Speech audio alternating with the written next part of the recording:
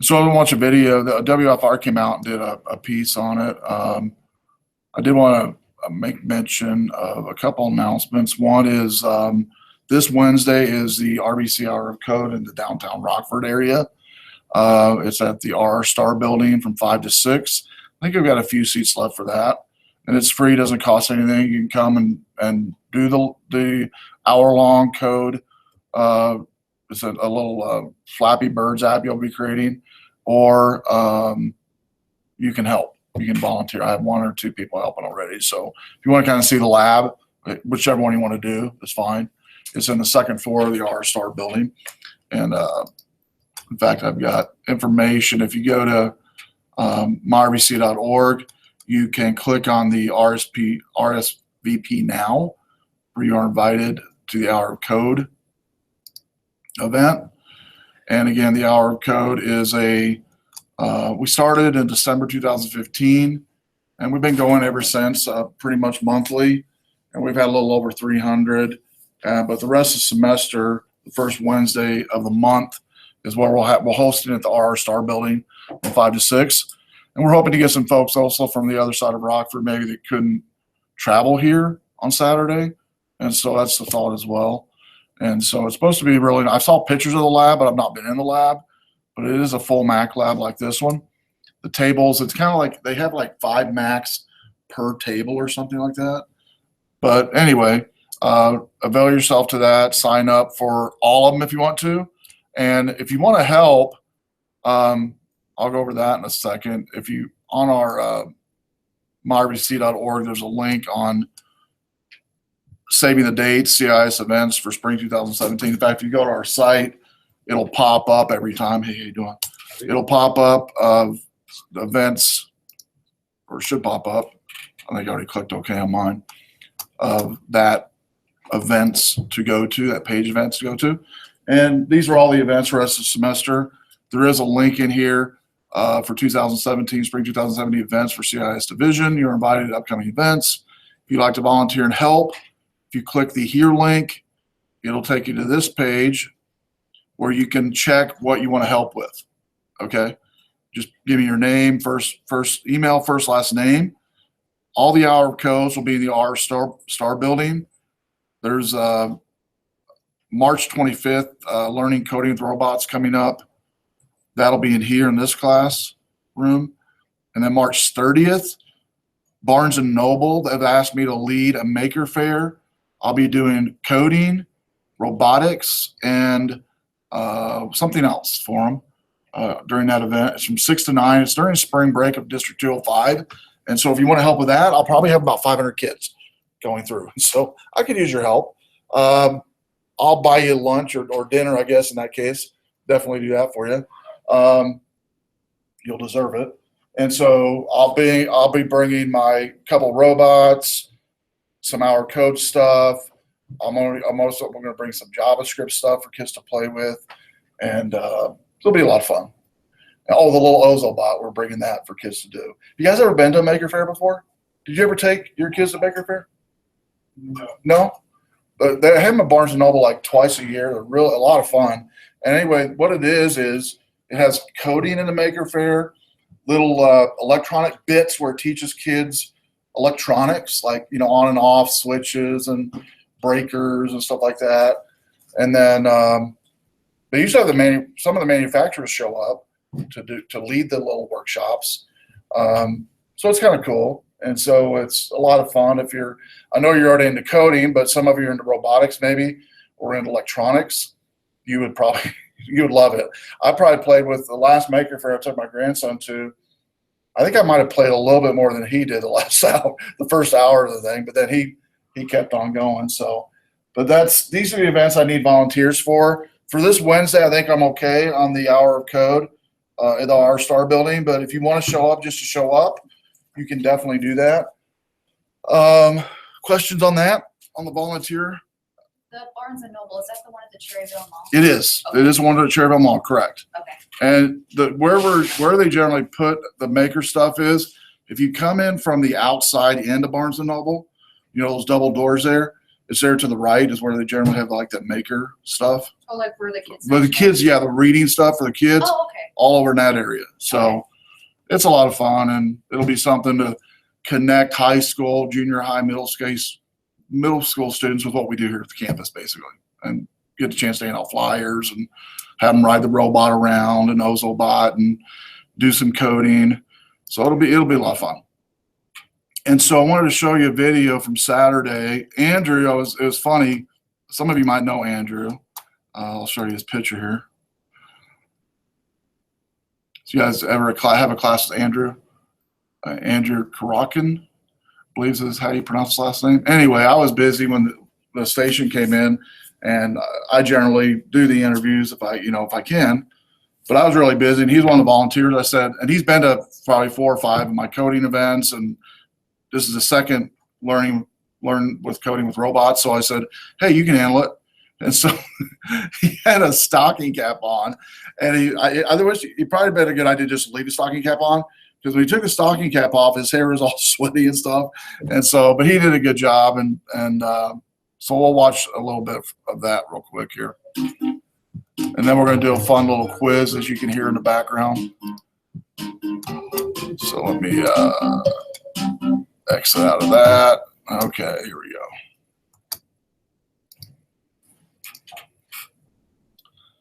Valley College is hoping to bring more people to their robotics program, especially women.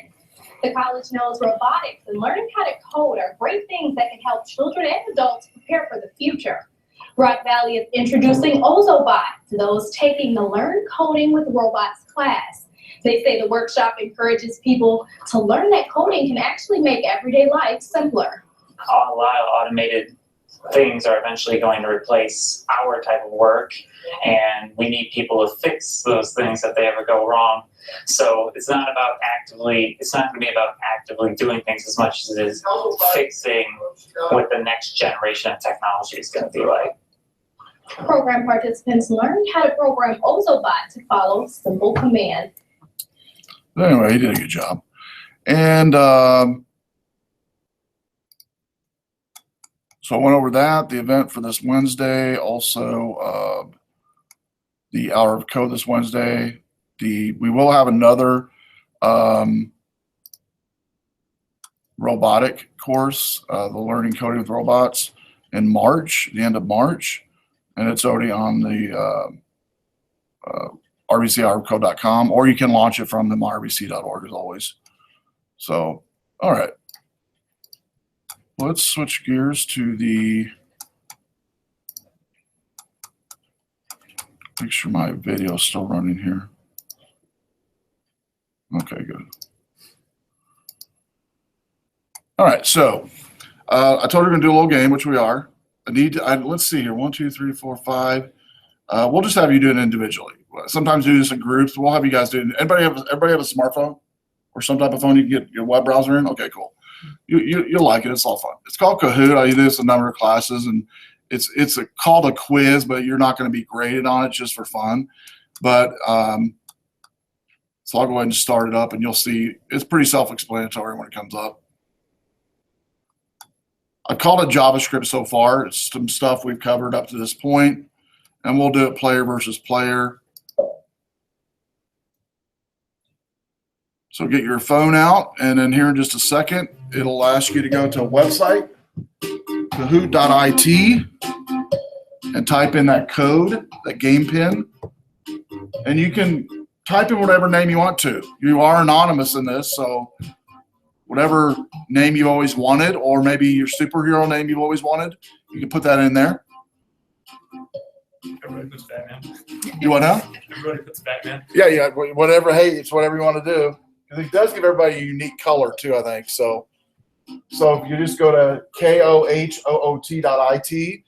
put in the game pin that's on the overhead, and then it should ask you for a name. It probably says something like, "Don't put something in bad, or you'll be kicked out," something like that. Iron Twinkie, you like it? And again, don't tell us who your name is. We don't want to know. I don't want to know your name. Well, who you are really. You're just fictitious here. Fictitious character. So when I see everyone joined, we will start it. one player so far. Nat, like it.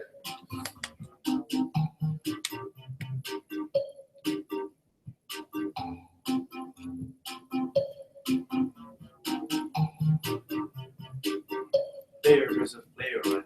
Do I know? Player versus player. What was that move? Player versus player. Yeah, player versus player. You should just have to go to Kahoot.it, and it'll prompt you to put in a PIN number. Just go to Kahoot.it on the web browser.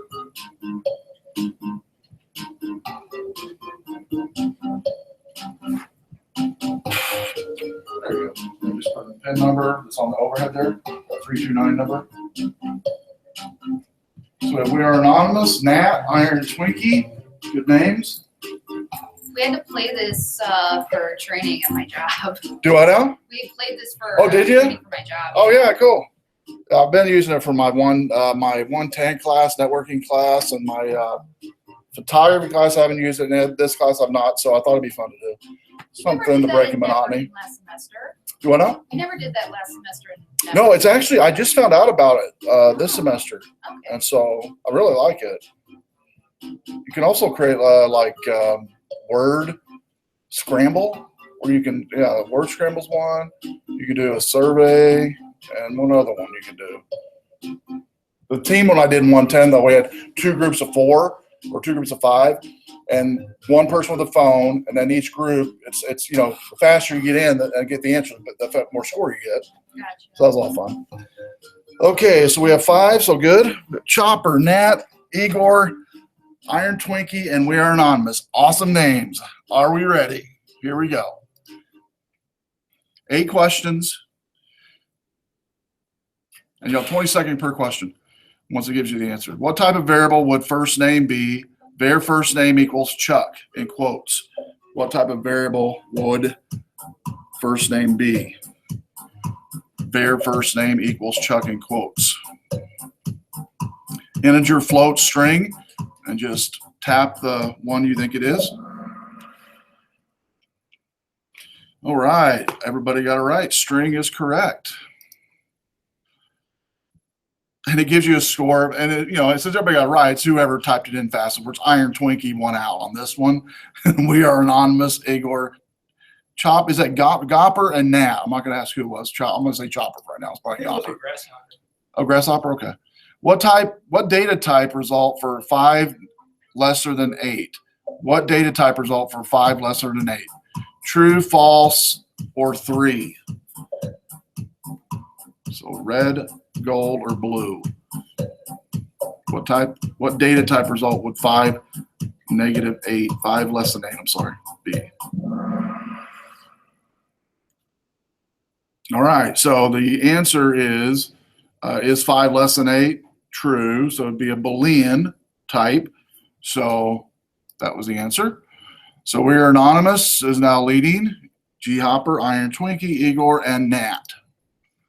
Var years.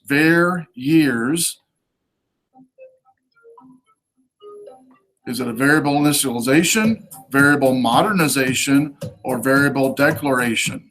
Var years. Initialization, modernization, or declaration?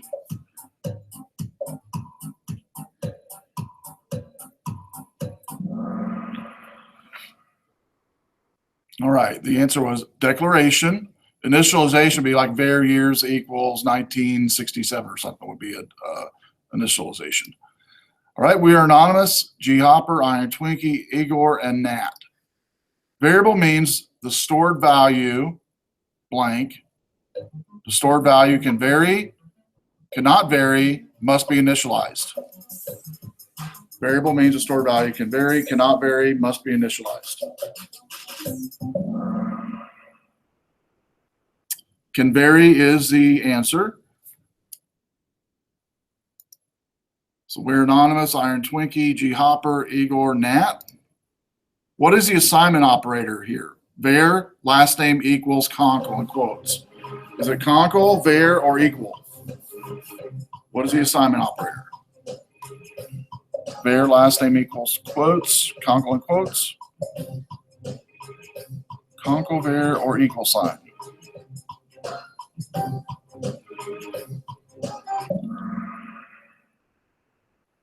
All right, the answer was the equal sign is the assignment operator.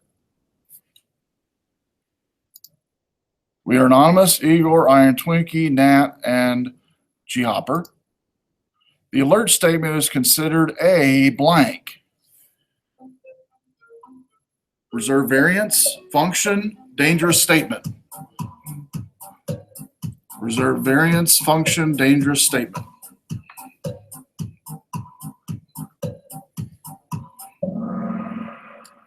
The answer is function. So 3 got right, 2 wrong. That's all right.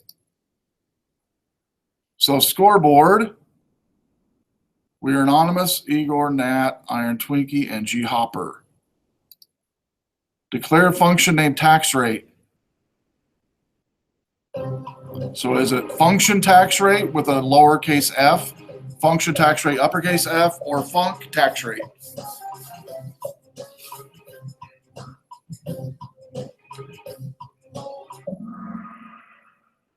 Red is correct. Function tax rate lowercase f. That's a tricky one when you probably come across that already. You know, JavaScript is very syntax oriented, so that's an easy one. That happens. You miss that a lot. Igor, we are anonymous, Nat, Iron Twinkie, and G Hopper. A function returns a value blank all the time, sometime, never. Ooh, you guys are getting quick. I heard it, man. It's like boom. All the time, sometime, never. Sometimes is the answer. A function can return a value, not return a value. It can be optional. Definitely the variables in there that you send it can be an optional as well. So top score, Igor, 6,365.6 correct, 0 incorrect. Awesome. Whoever that was. And so what do you guys think? Pretty fun, right? A lot of fun. And so we'll do that each week. And we'll kind of have something fun with it, something fun to do. All right. And it has a little thing for you to fill out the end, I think. And you can do these yourself too and create some like she was saying for her office, they do this. And so anybody can create. To create one, you have to go to, right up on the board. Some of you might want to do this. Because I like doing it in meetings too. It's not a good icebreaker. So create dot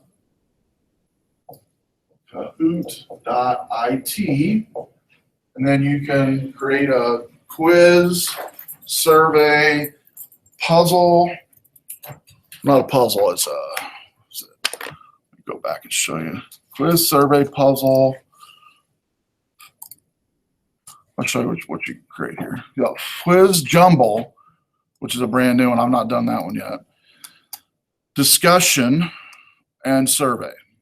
I've used only so far survey. For week 1, I did survey on some classes, and I've done quizzes just as a refresher, see how we're doing and all that fun. It's just a lot of fun, so I like doing it. So did you guys like it? Yeah, not something different, right?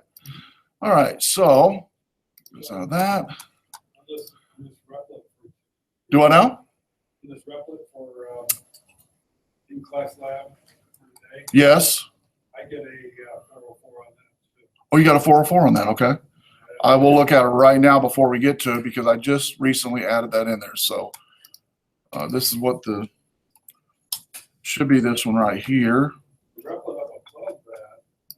It might just be giving a wrong URL maybe. So let me redo the URL on this or something. You talking about the example one here that I'm working on? That's the same problem I had with exercise 2. I never could get through that. Okay. Well, this one's a little different. I shared this one. I didn't make it's not like a replit where you have to do anything with it. You don't submit anything on that one. It's just like a shared replit. So I just submitted it. Would you mind doing me a favor and refresh your page and see if it works now on that example replit? Hopefully it does. If not, I'll reshare it again. How do you refresh it? Do I know? Oh, are you in? If you just go up to the URL on eagle and just put your cursor in the URL and just hit the return key. It'll refresh. And the F5 key should generally refresh as well on most web browsers.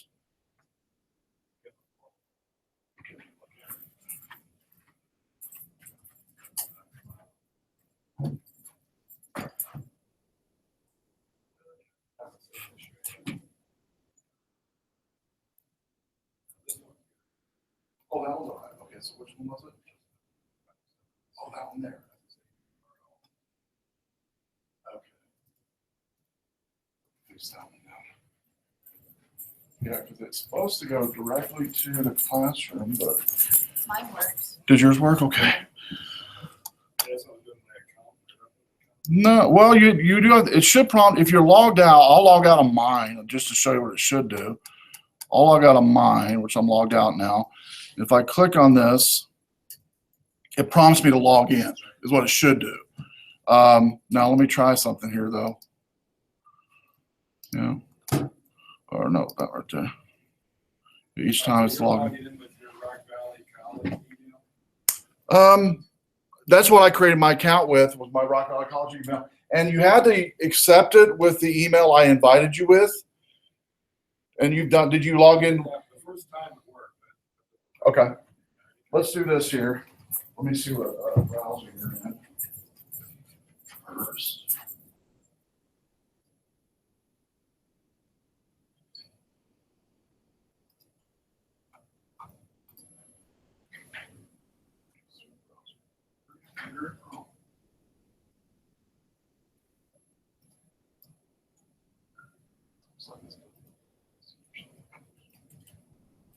Well, it doesn't have my Windows.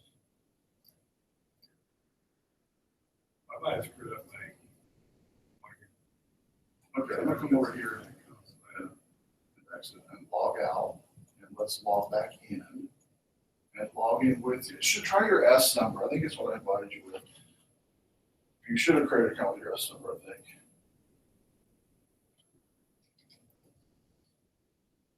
So I think you're right. If you're not a student and you try to access that link, it'll probably just say 401, so it doesn't know who you are. Okay, now click on Web233. I didn't see this. There you go. Cool. So you're good. All right. All right, great. Anybody else have issues with logging on that? Okay, good. That happens sometimes, because I do have two accounts, and sometimes I'll log into with my wrong account. I have two accounts sometimes, and I'll do that.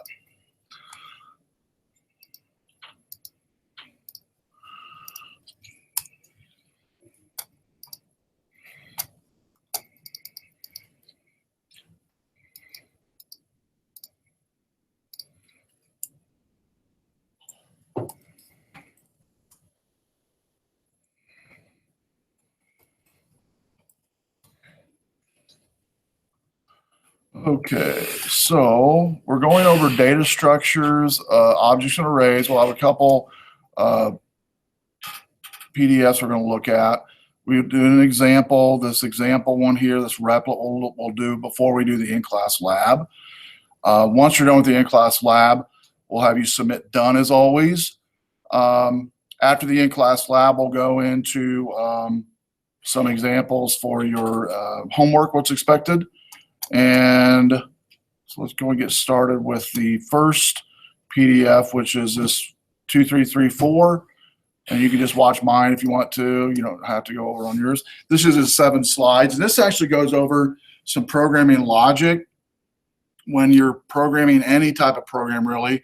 But we're talking about JavaScript. So at work, we call it dummy-proof program. You ever heard of that term before? Or make it where a monkey can use it. You probably wouldn't want to say that outside of your department, maybe. But anyway, that's, you know, want to like look ahead at your program and say, what can people put in wrong? If you say them to enter a number and they put in a number between 1 and 5 and they put in the 1 or 0 NE, right? Or ONE or whatever. They spell it out versus putting a number in, right? That could crash your program, or, you know, crash your logic. So we have to catch stuff like that on purpose. And that's what we're going to look at in the example in just a second. But these slides go over some things to help with. Here's a good one. my mom said, dear, please go to the store and get a bottle of milk. If they have eggs, bring a dozen. Sounds simple enough, right? I came home and put her 12 bottles of milk on the table. What in the world? She was very confused. Why did you bring 12 bottles of milk? Because they had eggs? Okay. So what we think as a programmer sometimes when people use our program, they're like, well, it doesn't make sense what you asked me to do, whatever. And so, that happens a lot. And I don't think it's because programmers don't understand logic or that users don't understand logic. It's just our logic sometimes doesn't match the user logic. Okay. And so we have to put catches in there that make sense. And if it's incorrect in the logic that he put in, we can prompt them with prompts or whatever, or alerts to let them know what the correct input type should be, or an example or whatever, right? And we've all filled out forms that have either been very good in that, and we've also filled out forms that have been not so good in that, maybe. So like an example would be, you fill out a form for a bank loan, and in the SSN, they don't tell you before you hit submit that when you put your SSN in, it has to be, 3 digits dash 2 digits dash 4 digits. They don't tell you that. So it just tells you after you hit submit, oh, wrong format. And then you have to correct it. Is that really the best way to do it? Probably not. You could put a little message to the right on, oh, here's an example, or maybe a little JavaScript to help them when they lift the mouse key from that form field incorrect. Or we've seen forms where you actually start filling it in, it puts the dashes in there for you. That's really nice to do that. So again, the more work we put in as a programmer, the better. And so programmers loose in the real world doesn't always match real world logic, okay?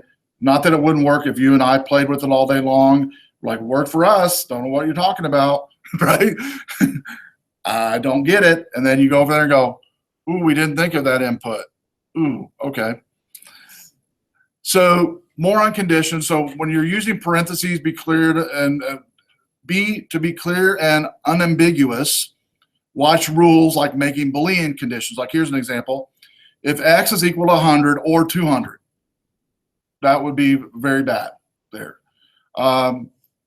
Next, the correct would be if X is equal to 100 or X is equal to 200. That would work. Watch out for mistakes like if X equals 100, not equals 2, but equals, because sometimes, and this is an easy one I've done before, we want a equality symbol, but we're using equal symbol, okay, equal to something. So X will always be 100 in that case at the top there. X will always be 100, yes. But the correct would be X equal to 100, equal 100 would be the correct one. So robustness is a term in programming that basically means that it should be written to survive mistakes as best you can. Will you always find them and 100% when you roll your program out for testers to test? No, it's not going to happen. Not going to happen. But you can do the best you can, do your due diligence to save some simple ones, right? Robust means not delicate.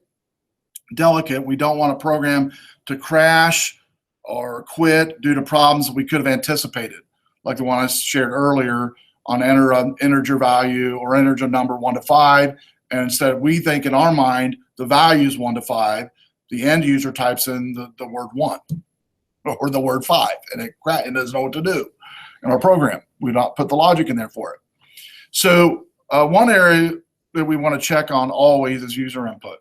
Anywhere you have users have input in an app, regardless of what the app is, whether it be a web app, mobile app, Windows app, doesn't matter, they'll make mistakes. They're going to make mistakes because you and I have logic in our head that works when we test it. We're not going to roll something out that's not tested in our logic, but we might roll something out that's not tested in all logic that could come in, right? And we might think, well, that's false logic. Well, yeah, to us it is, but to the end user, that's not false logic because we were vague in our instructions or we were vague in what we wanted to put in there, right? We didn't give them an example. We didn't put any catches in there. And a lot of times I've seen this on the end user standpoint. Those of you who've been developing for a little bit probably tested this. Users will not say anything for a while sometimes when you create a program and you find out a year later, well, why didn't you tell us about it? Well, I finally figured it out, and I didn't want to feel stupid. Okay. You see what I'm saying? Sometimes people feel that way. They feel stupid if they come to us when there's an issue like that. And we don't want them to feel that way. And so, but I've had that happen myself. And when you get into programming long enough, you'll probably have it happen to you. It's just human nature. People don't want to,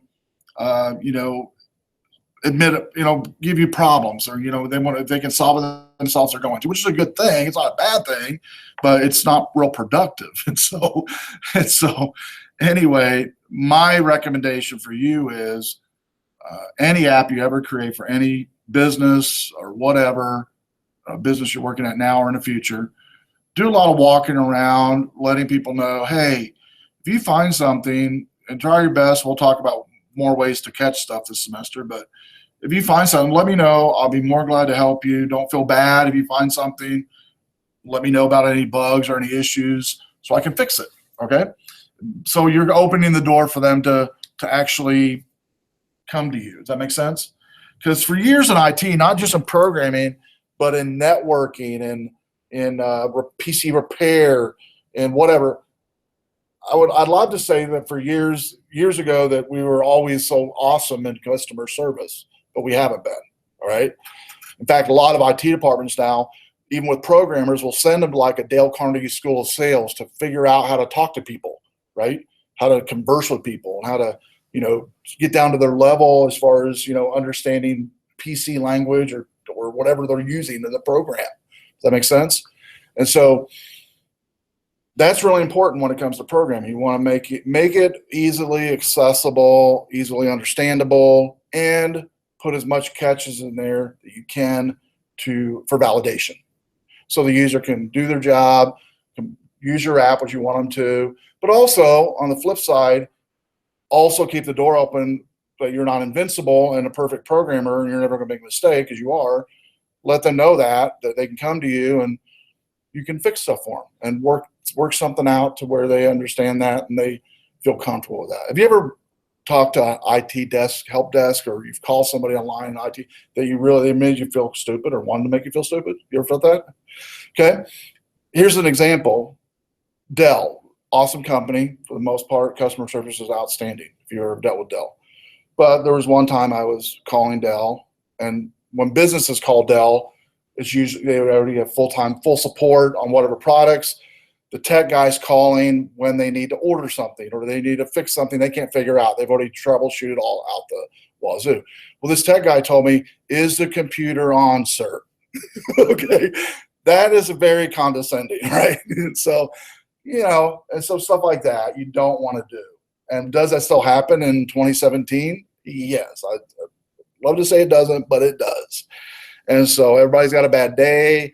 Stuff happens, but even in programming, you are going to interface with people. And I always tell students, that's the first node of your network. That's the first input of your program is a person, not a button, not a field.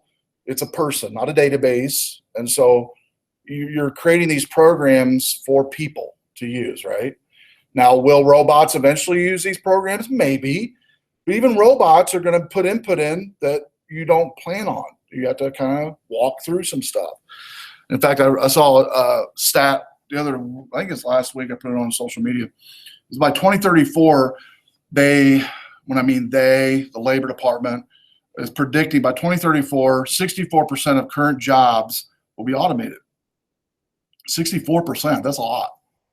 Either automated or those jobs will be obsolete because of automation. So what that means is what we're talking about right now on this slide will even become more important as that day approaches, because we need to be able to catch everything as much as possible before we roll stuff out, especially if it's a robotic type of action or a processing type of action or manufacturing type of action with input of some type and input variables. Does that make sense? And they're not going to be as forgiving as a person too, because when it's automation, if you've ever been in an assembly line or you've seen assembly lines that have jammed up or machinery's broke, like I worked for Pepsi for years going through school, and they were showing videos of back in the old days when Pepsi had the glass bottles, and the conveyors of the glass bottles coming down. I mean, these things were zooming on these conveyor belts. And if machinery belt busted, if they didn't have the right checks and balances in those belts, like say a belt busted, it should have stopped it. If they didn't have a stop in there or a program, some type of catch in there, the bottles just fall into the floor, just glass everywhere. And so, we're hopefully better today, but again, it's humans programming. We are programmers.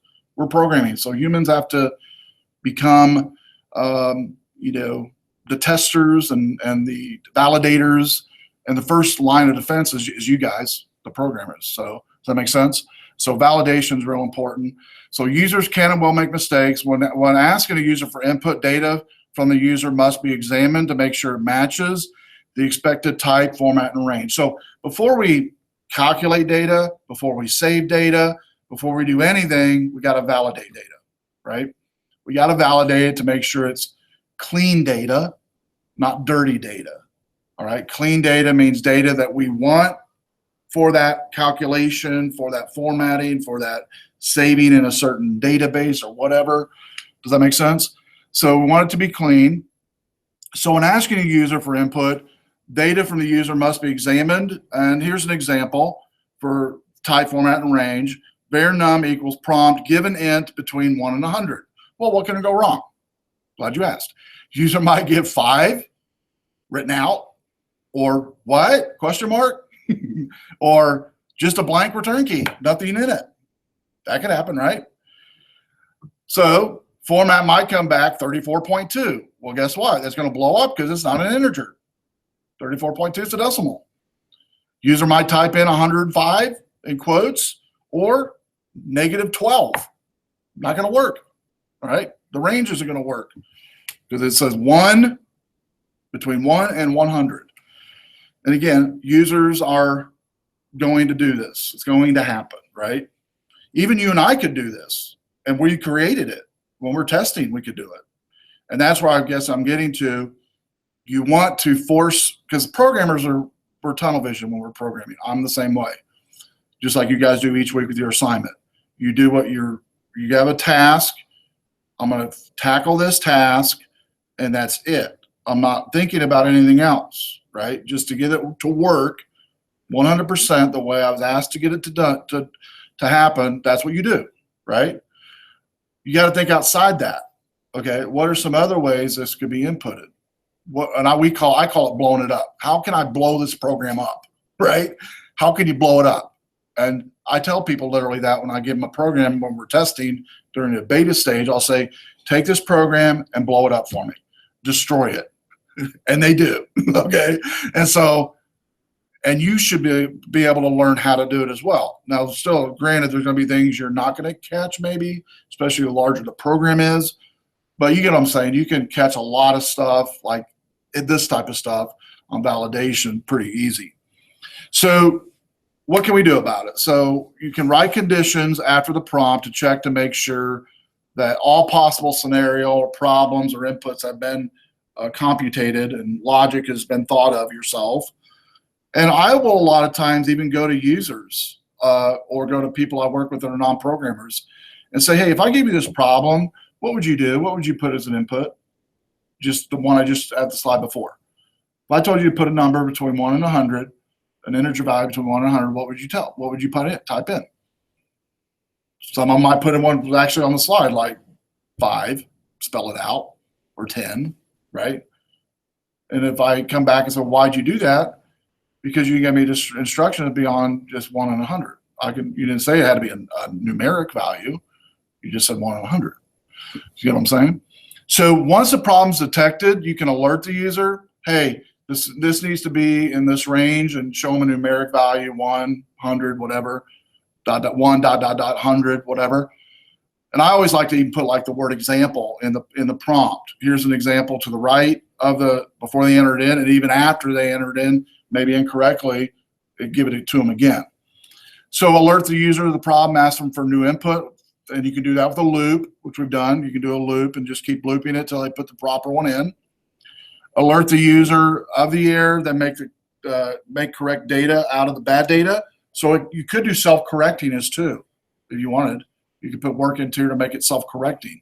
So if they put a decimal in there they weren't supposed to, you could prompt them to say, well, this is what so if they put 10.5, you could say, well, here's a value we got. You put in 10.5, but we made it 10. Is that what you want? Yes, that's what I want. If they don't want it, they can enter something else in. So you could also do that as well. So here's an example. It's in our class example link. I want us to look at that example that I gave us on that replit under number 2. Should look like this one. And so you don't have to log into this one, I don't think. It should just launch in your browser, I believe. Is that correct? So let's go ahead and run this one when you get it, and then we'll go over the code. It says, do you choose rock, paper, or scissor? I'm going to put in there the word blue.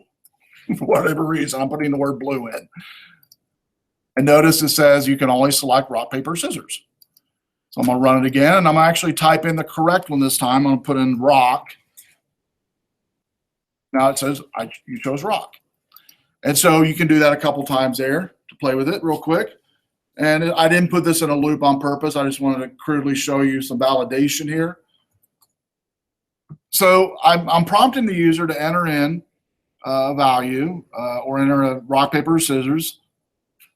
Validate user choice takes that and pushes it to the function validate user choice.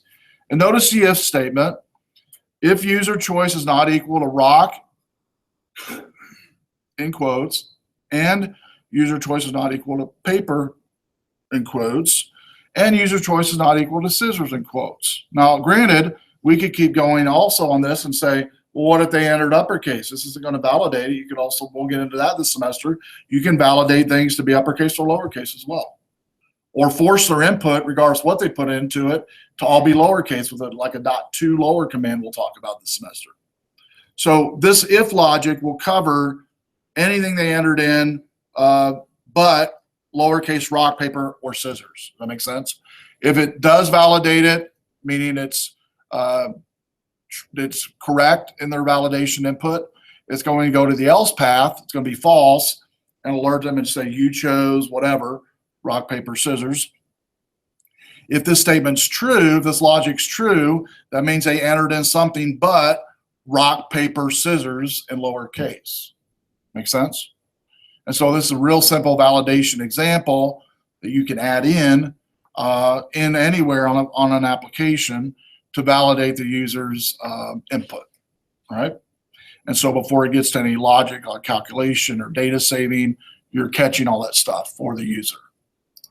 All right, the second PDF I want to go over is the more detail, but it's on going over data abstraction arrays. We're going to look at some pictures now, so don't go to sleep.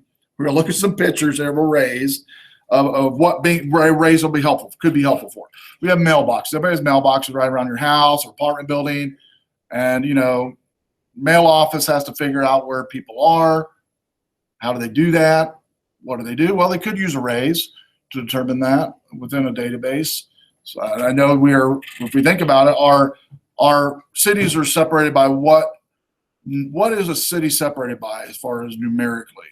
If we can think of a number or a number that we use all the time in our mail. What number in our mail when I'm in my address could be segmented by regions? Your zip code, right? So we could say a zip code or zip, we could call it, function zip, could be a function that could take an array of all the zip codes within Illinois, and then from that, subdivide all the mail eventually from those zip codes. Now, granted, you have to have multiple arrays within those, but you get what I'm saying. So arrays can take a lot of stuff and help us organize it easily. We'll see that in just a second. So here's another example of some mailboxes. A lot of mailboxes in post office, a lot of drop-off points for postal service folks, lockers in schools, all numerically assigned, parking spots, Chicago parking, Rockford parking, public parking, private parking, apartments, stairs, buildings. And then I throw this picture here. These are actually real, okay? and they're numbered. It almost looks like a dryer, okay? But notice it's 504, 506, 508. This is actually a capsule motel. It's real, and people rent these. Do what? Those are in Asia, right? Yeah, in Asia, correct. And it's got a TV, it's got a bed. Now, I wouldn't be able to fit in it, guarantee it. But they use these, you know, they're kind of cool, I think. They look kind of cool. And so, you know, really vanilla inside, but, you know, we get the job done to sleep and get up the next morning and go to work. Now, you can see there's no real shower or anything in there, but they do have, you know, place to sleep and all that good stuff. And they're just little pods like this. So it's just another example of maybe using some type of arrays, you know, shelves with different things in it, different paraphernalia you might have in your basement, seats in a theater, pigeonhole principle. You might have heard of that, basically, where like musical chairs, one pigeon leaves, but there's, say you have 10 holes and you have 11 pigeons, and one pigeon leaves out. There's always going to be one pigeonhole. There's going to be a left out pigeon flying around because you don't have enough holes to fit in. So you start with basically what's called a linear collections, which we'll talk about. So one level of collections. In this case, we've got a cabooses. We got 1, 2, 3, 4, 5, 6, 7, 8, 9, 10 cabooses with a train engine at the top. So each caboose, 10 individual cabooses within a collection. So again, mailboxes would be another one. This is looks like 14 mailboxes. Could be a collection as well, or a linear collection name. So data abstraction is a term before we get into arrays, is sometimes we need to access a collection of data values by group or systematically, like mailboxes, hotel pods, whatever they might be, parking spots. So we create a name for that collection, like what I just mentioned, mailboxes, parking spots, hotel, apartment. Then the name needs to make sense to the collection first. It needs to make somewhat sense to the collection. Then we can access items within that collection referred to as indexes. And every index in a data abstraction array starts with 0 first. It's a 0 notation. So first item would be 0, second item would be 1, 2, so on and so forth. We access the items by the collection number. So if it was item number 1, it would be index 0 with maybe mailbox number 1. The collection itself is called an array. So you have a name for the collection. Items within the collection are indexed by 0 or whatever, 0 and up. And the entire thing, name and index, is called an array. So we have an example here of a Four Seasons Bora Bora. The Smiths want some papaya juice. So you go to hut number 2 and toss in some papaya juice. All right. Well, how does a hotel do that? How do they figure that out? Where to go, what to do, what's in each one of them? Well, they might do this type of thing. You think of an array as a set of memory slots with one name. In this case, BB Huts is what they called it. So var BB Huts equals new array, parentheses, left and right parentheses, semicolon. So in each slot can hold a data value, and each slot can be sorted like a variable. Okay. So in this example here, Smith is in slot 2 of BB Huts. And this is more expanded now. Assigning an array. So you have BB Huts equals new array, the first line of declaration. Var K equals 3. And we'll see what that's used for here in a second. Right now, just know it's a placeholder for variable, integer variables with K is a name, 3 is a value. So BB Huts 0, Jackson, right here. BB Huts Miller, 1. BB Huts 1, Miller. BB Huts 2, Smith. BB Huts K, Olaf daughter. And notice K is 3 right here. So that's why it works out that way. Now we can also do what's called increment now. We can do K++, And now we go to Evans, which would be 4. We were on 3, now we're 4. Then we could go to K++ again, get 5. K++ again, finally get Wilson, right? So a number of ways we can do it, but the main thing to note is you've got a name, in this case is BB Huts, and these are all the index within that name array. And you can access them by the index only, all right? Next, say we want to alert, use the alert function to print Wilson. We're going to do BB Huts K, okay? K was 3. But it's all the way down here at 5, so it's now slide before, it's now 5, so it's going to use Wilson. K+1, we're at 5 now, +1 be 6. K+1 won't work. You'd have to do a K++. All right, K++ would increment it by 1.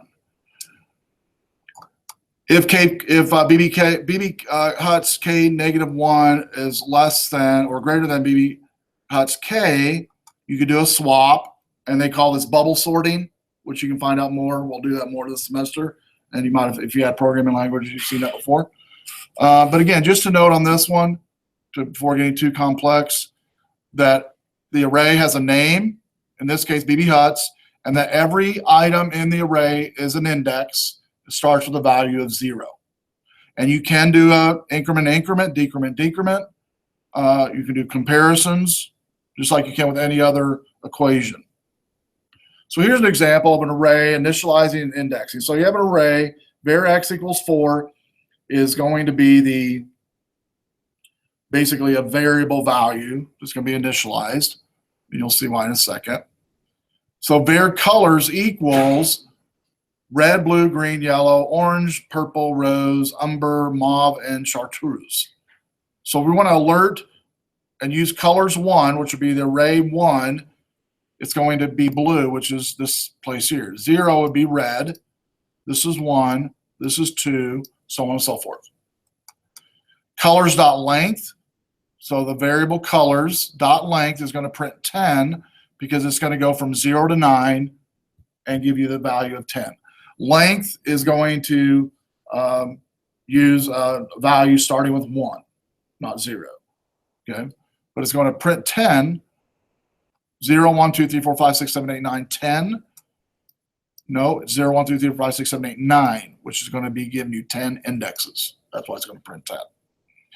So colors, if we did like a colors.index of rows, which is right here, it's 1, 0, 1, 2, 3, 4, 5, 6. It's going to print out 6 if we do that. So we can search by index number or name of. If you do name of, you do index of to find out what that index might be. Another way, common way to initialize a new array is just with the left and right bracket. So here we have var words equals left and right bracket, semicolon. And it's one of the newer ways to do array declarations. Var songs equals new array n. Alternative way also says make songs have n slots, doesn't do much, but other languages do this. JS also grows longer as needed. So words 143 equals splendiferous. If we take in here and say alert words 0, it's going to be undefined. Print words 142, undefined. Print words -1, undefined. Because we've just literally assigned it of 143 and having that word in there. Now, if we did words.length, it's going to print 144 because it's going to start with the 0 operator and go all the way to the end. 143 is literally 144, adding the 0 to it as a counter. So arrays can organize data. It can store data relative to common concept in one array, then get it systematically add values to it. You use for loops in an array, commonly used to get all the array items one at a time, print them out, or input them in. And one of the sign of this week, you'll be doing that. You'll be doing a grading program that'll ask how many grades you can want to enter. And then after you enter the number of grades you want to enter, you can enter in those values. So from 1 to 100, I think it is. And then, so say you enter in 3 grades, it'll loop through an input logic to where you'll input 20, 18, 17. Then it'll come back and give an average, and then come after that and say, okay, how many is above the average? And kick those out. So an example is keep all student names in one array, so the array represents the entire course, which makes sense. Keep all student grades in one array, so the array represents the entire course as well. So names and grades both being separate arrays to separate the two types of data. Here's an example here. Here's grades, a grades array, and names array. You'll notice the index of both names match the student, and that's important, okay? So if we want to access to index, it's going to grab Smith with the grade value of 74.1. So grades K and names K, if K is equal to, is going to select those, and you'll see that a lot. And when you're using arrays, you'll have when you're pulling data from a database and dumping it into an array, you'll do it this way, because the place index of each one of those arrays is going to be the same. Now, the sticky part is you need to make sure that on those grades and on those names that they are pulling it from the same database with the same index. So here's an example of, we're going to build upon this for your homework. So function my program, or my prog, size equals prompting the user, converting it to a number, how many students, so they type in 3. So now 3 becomes the array size on this line here. Var students equals new size, new array equals size, so it's going to become 3. All right. For var sn equals 0, declaring sn is 0. While sn is less than size 3, it's going to increment 1 each loop. Okay. Then in this line here, it's going to prompt in, it wants us to prompt in the student name. So they enter in Fred, then Julie, then Cindy. Then we're done. Goes to the next line, var grades equals new size. Still 3 is the size here. All right. For I equals 0, while I is less than size, it's going to increment. So it's going to stop at what number, if 3 is a number. So I'm going to start here with 0, 0, 1, 2. Is 3 going to go? Because I is 3 right now. While I is less than size, 3 is 3 less than 3. Yes or no? No. So it's going to stop there. It's not going to increment. This one takes the grades I array and plugs in get good grade. And good grade is going to could validate some stuff as far as, make sure the validation of the grades are correct. Validation of the grades are properly formatted, whatever. Then the next one here, for var k equals 0, while k is less than size, incrementing, it's going to alert the student, whatever their name is. Start out with, say it was Jim. Jim has grade, whatever. So we got the array student and the array grades. So here's the get good grade function that was pushing to. So get a good grade, return it out to validation, var num, enter in whatever value, and it's supposed to be 1 to 100. So here's the validation. While num is less than 0 or num is greater than 100, it's going to alert them and say, no, you need to enter in a value between 0 and 100. Then they enter it again. And while that logic is true, it's going to keep looping. When it finally is false on that logic, it's going to return that num, meaning it's a value in between 0 and 100. And that's when it's going to come back to this line here and make sure it's plugged into the correct range, which is 0 and 100. Does that make sense? Once it does that, it's going to plug it into that array called grades. And the array for grades, if we put in 3 for the size, it's going to be 0, 1, 2 for grades. It's going to be 0, 1, 2 for students. And then each will match accordingly for the student array and the grades array.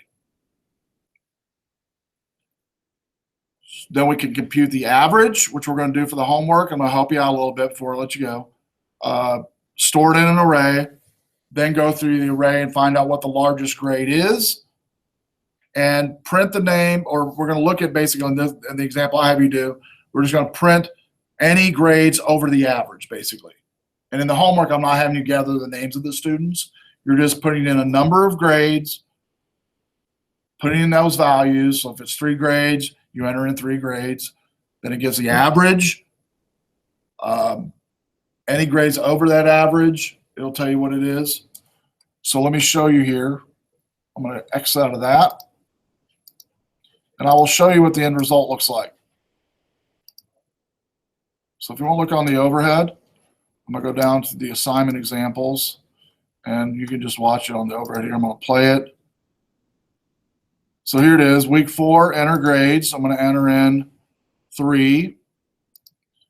And enter score number 1, we'll do 25.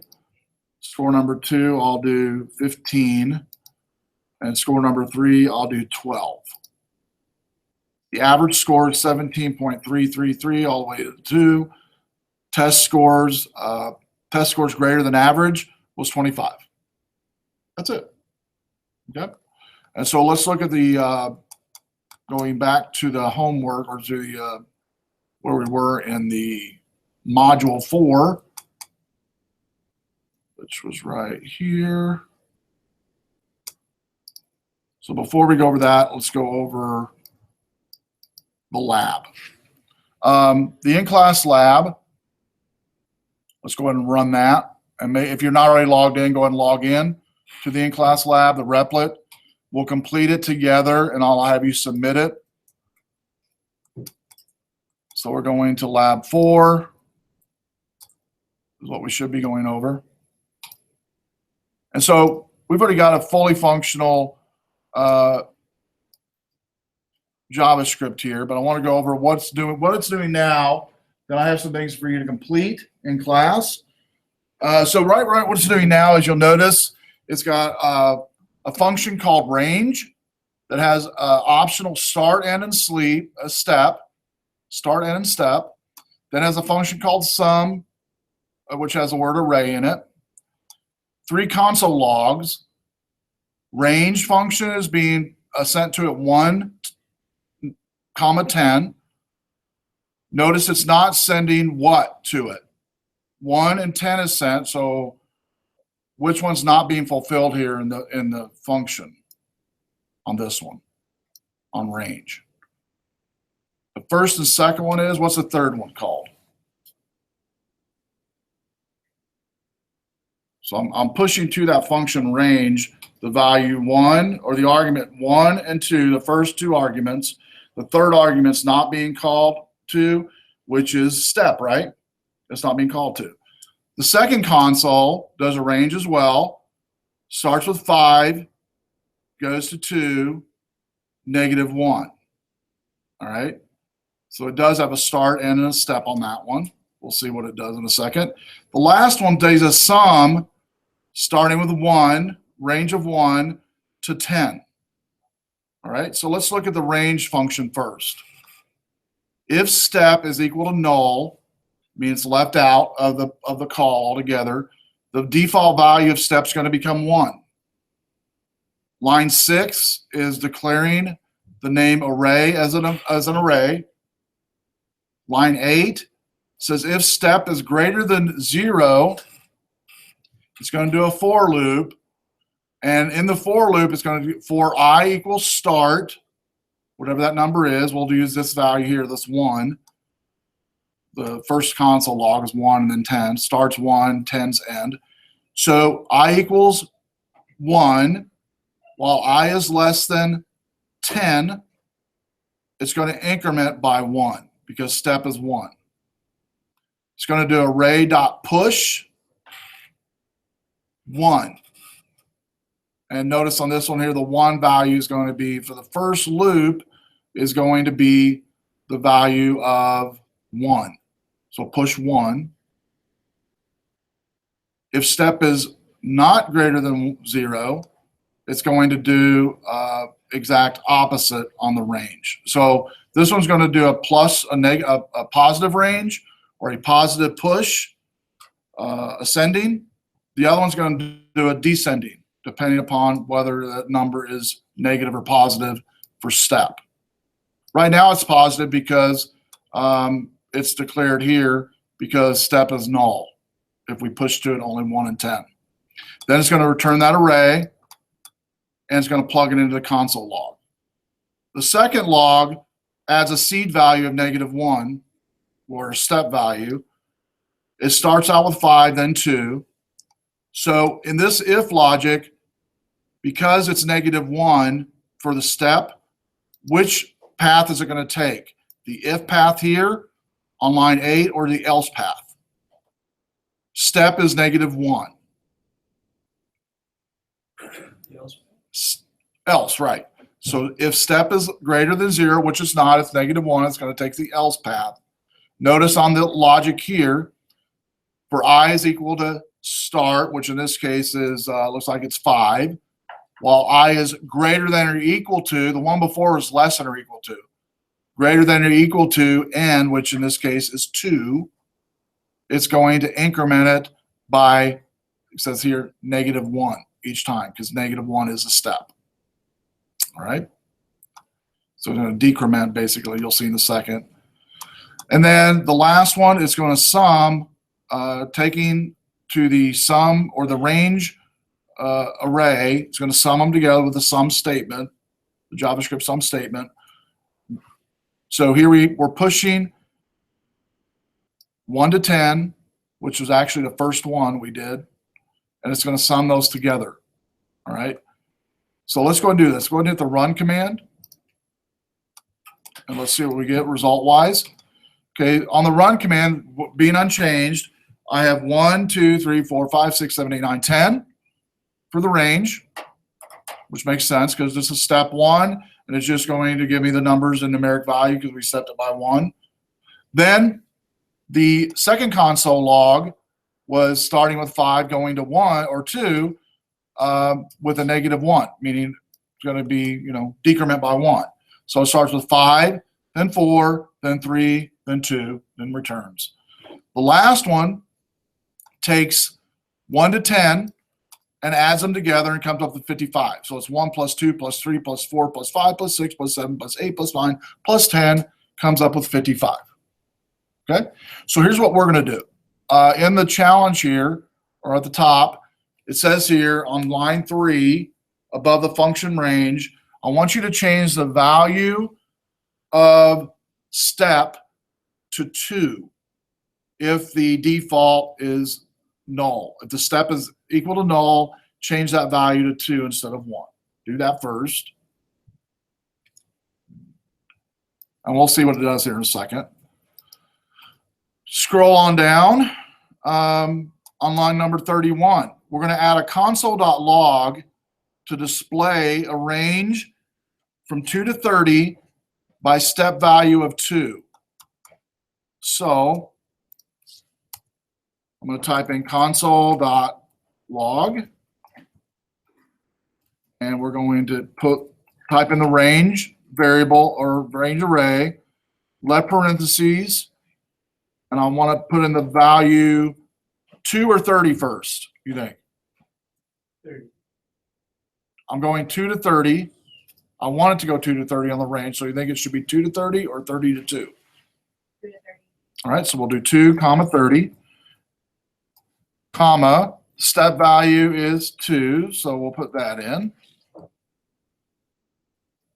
And we'll also need to put in here semicolon.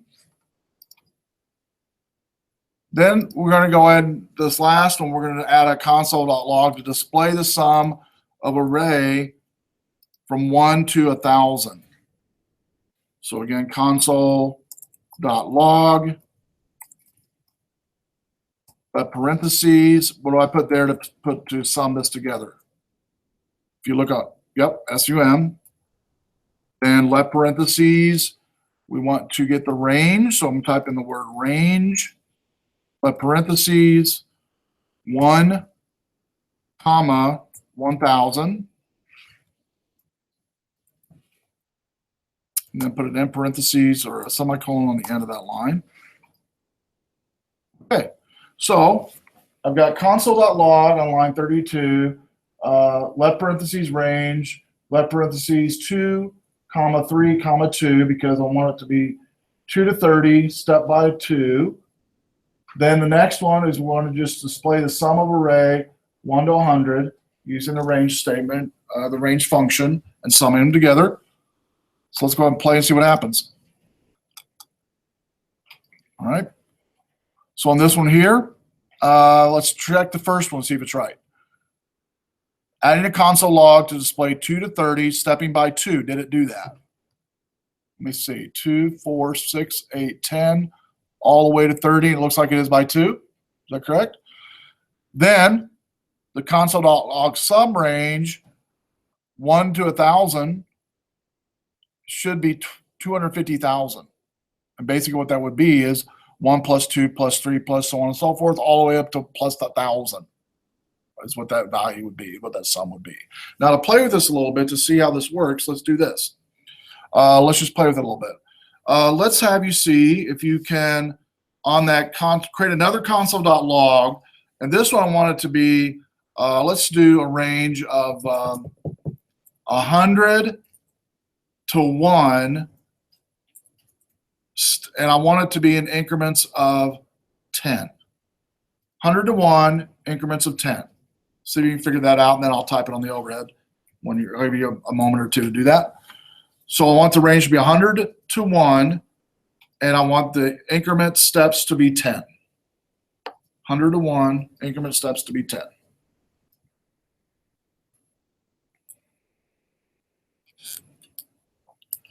And the help for you, this one will be on line 27, because it was already done there for you a little bit on doing a dissension type of number.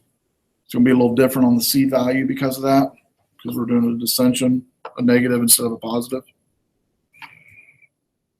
So again, 100 to 1, and I want it to descend by 10.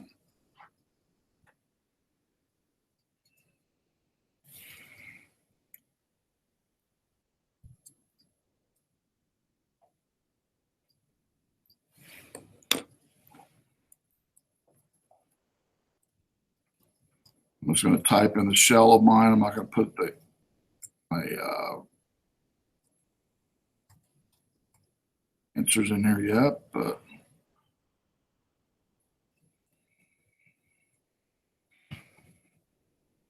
see what you guys gave me. All right, anybody get it yet? Okay, so what should I put in the first, in the range value? Again, I want 100 going to 1, and I want it decremented by 10. So what's the first slot? 100. 100. Second slot? 1. And third slot? Make it 10. Make it 10.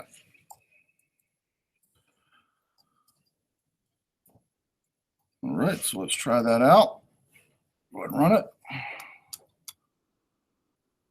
And, oh, I put a sum in there. Sorry.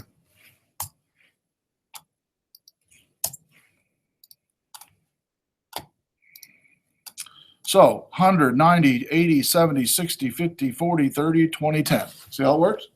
So again, showing how arrays are used, both increment, decrement. It also shows how arrays are holding data as well. And the two arrays on this one was being pushed from functions, which you can definitely do. And in this case, it's a function for a range and a function for a sum. Okay?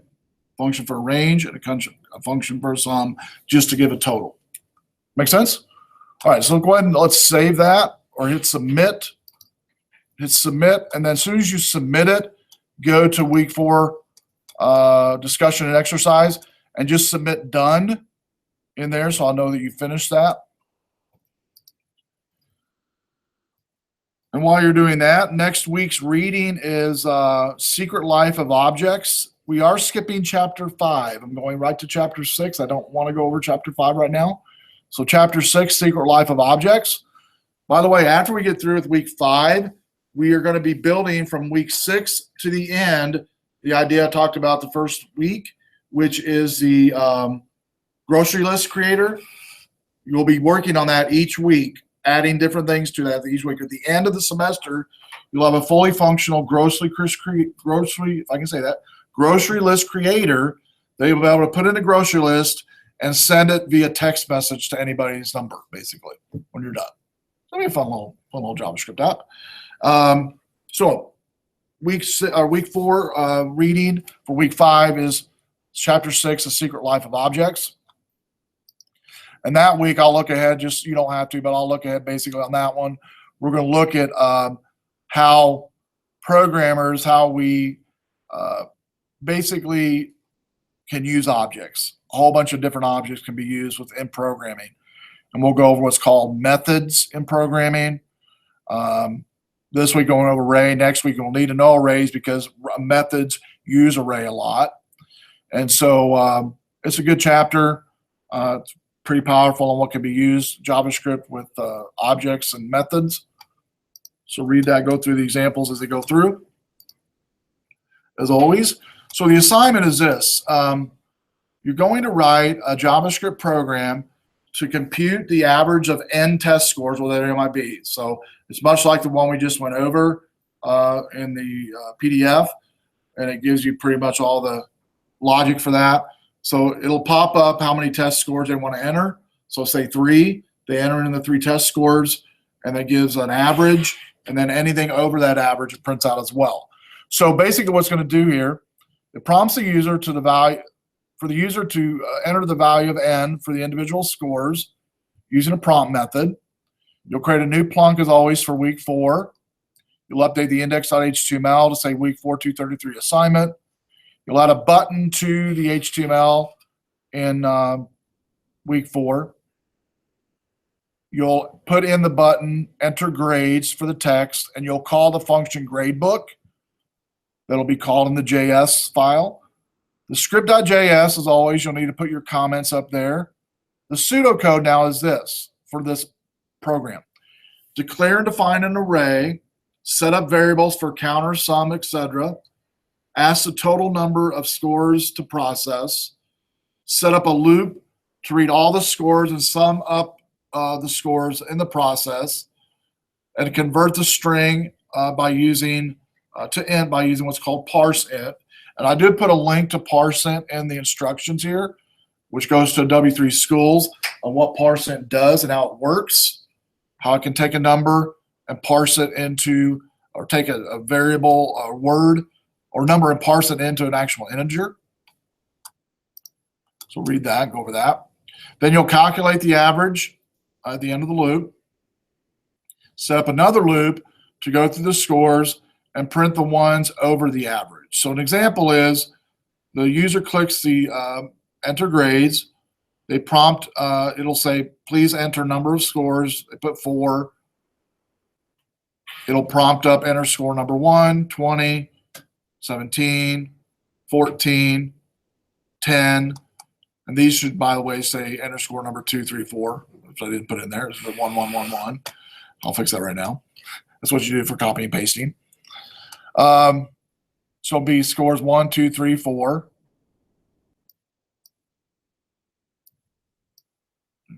4, there we go. Then the display, the average is 15.25.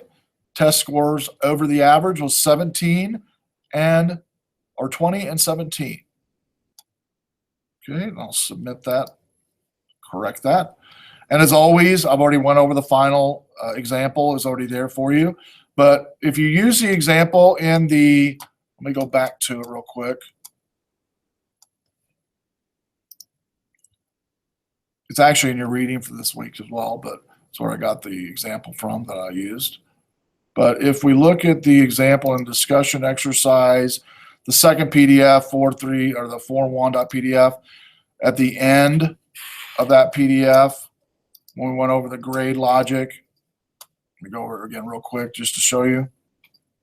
So right here, you're not going to be using all of this, but you'll be using most of it. Like I don't have you entering in their name, but you will be doing, instead of how many students, how many what? Grades, right? So how many grades you want to enter in. Not everybody wants, by the way. So after you enter into how many grades, then you won't need the student prompt. Won't need that. Okay. Grades. Well, you need that to figure out if it's validated a good grade. Yeah, you'll need that. Okay. Then this here alerts basically the score for each student. You won't need that. You're going to do something different. You'll need to do the determining an average function, which that's the different part in this when we go to it. You'll be creating another function for the average function. If I can find it here. There you go. So you'll be creating what's different or what you'll be adding to it. It's actually in that it's in that example here at the end. You'll be computing an average function from the scored array of grades, going through an array of those grades to find out the largest grade over any grade basically over the average you're going to display out. You won't be doing the name though. I don't have you doing the name for the take home, but you are going to be displaying the average and figuring out which one of those grades are over the average. Like in this case here, with these 4 grades that were entered in, 2017, 14, 10, with the average being 15.25, 20 and 17 was over the average. All right. So if you do need to peek back and look at the code, you can, but it's already in there for the final assignment. But try your best not to. Kind of hold off a little bit, see if you can figure it out. Definitely read the parse int. That's going to help you on validation as well when you're looping through your scores. And that's also found. That's also found in here when they do a validation. They don't use a parse int to parse the integer, but you definitely want you to play with that and see how that works and how that functions on parse int, which is pretty powerful. Questions. Again, if you get stuck, as always, you can go to the submit the final plunk, which I have in the assignment examples, like I ran earlier. And so when you run this one, it'll have the example to launch editor and look at the code if you need to see how I did it. It doesn't have to be exactly like mine. And if you want to change it up some, you can. If you wanted to add which was in the PDF, you want to add the, entering names, you can definitely do that. If you want to add, whatever it is you want to add function-wise, you can definitely do that. Go for it. I'm guessing average time to get this done, if you were to do it on your own by looking at the PDF without looking at its final source, probably 30 minutes to an hour. You can probably finish it, I would say. Easy. And then again, if you come up with hitting your head against the wall, that's what the final source is there for you to help you. Okay. Questions on your homework or your reading or anything? And I think we'll do the quiz thing next week. Seems like you guys have fun doing that. We'll do that when you come in. It'll actually be over we'll actually just do 1 week, which next week will be going over basically what we talked about tonight, which was validation. We also talked about arrays and different things arrays can do. And so you'll need to know that. And again, it's not a graded thing I do at the front of the class, but it's something to kind of look forward to seeing how well you know it. That way you go, I got to work on that a little bit. Well, maybe I can go back and check that some again. And so next week will be the last week where we actually do a canned assignment. Week 6 and on, it'll be the same app each week that you'll be building on. And you'll have an option on that starting week 6. I'm going to give you an option. Say these are the minimal requirements to complete the app, but here's some optional challenges. If you want, you can do these optional challenges, which I know some of you will probably want to do. Okay? Questions? So we're skipping 5. Do what now? We're skipping chapter We are for right now we're skipping chapter 5. Yes, that doesn't mean you shouldn't look at it or read it. It's a great chapter. It's just I'm not covering it right now. The sequences of how I'm doing it this semester, and so good chapter though. It's not in sequence what I'm doing. So, but you could definitely look at it for sure. So, any other questions? All right. Well, if you have any, anybody wants to help volunteer on Wednesday, I got one student helping. Love to have you come. Just hang out the R Star buildings for 1 hour, and it starts at 5, goes to 6. And I'm asking students to get there about 4:45. It's on the second floor of our Star building. And we always have giveaways, and my helpers always get a giveaway. So you either get a selfie stick or a mobile charger. That's what I always give away. So you one of the two. All right? Anybody thinking about going maybe? Or maybe try if you have no class? Cool. Yeah, I know it's hard for everybody during the week. So, but be thinking about it. Tell your other classmates too. If you know folks that don't work, or students that don't work, you have other classes with, you can let them know about it. So, but that's all I've got for tonight. If you need any help, come up and see me. Otherwise, see you next week. And here's the Ozol bot too, by the way, if you want to come up and look at it. I brought one to class tonight because somebody was supposed to pick it up. You ever seen it?